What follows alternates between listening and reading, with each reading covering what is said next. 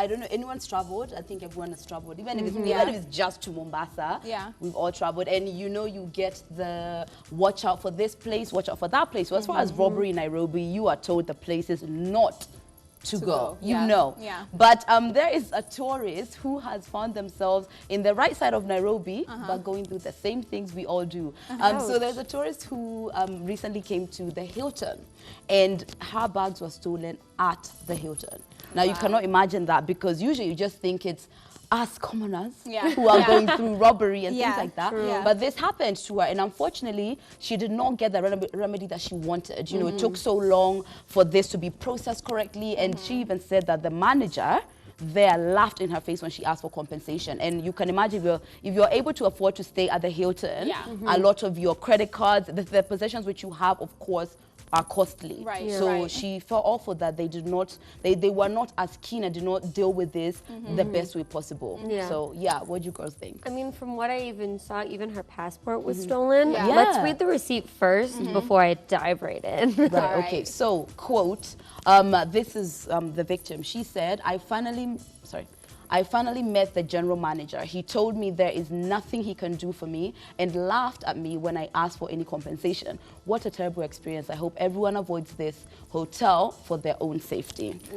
So my issue with this is a couple things. One being, I feel like the manager is really not concerned, in fact, nonchalant about the fact that his hotel is now at risk. Because once you're known as the place, to foreigners especially, where you cannot stay here safely, you're gonna lose an incredible amount of business. And especially because, you know, Hilton hotels, it's not just one, there's hundreds of them.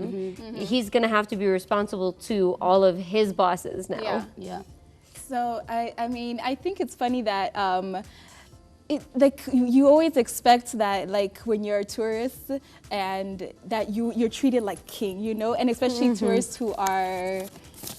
Just say it. Just say it. But wait a minute. We have not confirmed. Did we confirm she's a white person? Her name is Jeannie. Okay, this woman is a white woman. Exactly. So this like, my lady. So like, you know, like at least like they have, you know, they made their competence all like on the same level. Whether you're black, you're white, you're all just not gonna get your stuff. Right? We don't care your color. We don't care about your stuff. Exactly, because usually like it's the opposite. Like if you're a tourist and like, you know, you're like white or something else that's not black, then you know, they'll work really hard to make sure that you're happy and that you're okay and everything. And the rest of us just have to, like, you know, deal with what we can get. And this is here in Kenya. And this is in Kenya. So I'm just glad like they've leveled the playing field. We can all just have trashy service, customer service, and it's okay. So whether you are black, white, blue, or green, everyone gets robbery. All of us. No, but like on a serious note though, it's no joke losing those kind of things when you're away.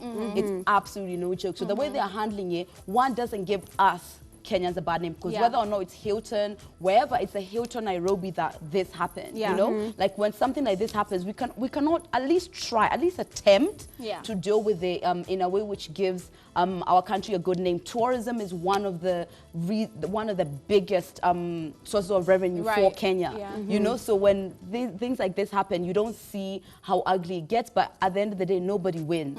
You know, and whether or not it's black or white, we should all be dealt with respect and kindness. But we are so sorry, young lady. Here, moral of the story. I was expecting you to go, sorry, white girl, your stuff got stolen. Welcome to Kenya. But maybe that. Welcome to Kenya. Like this one robbery, like you're now introduced, you know, like now when the next time it happens, like you wouldn't even be phased or anything.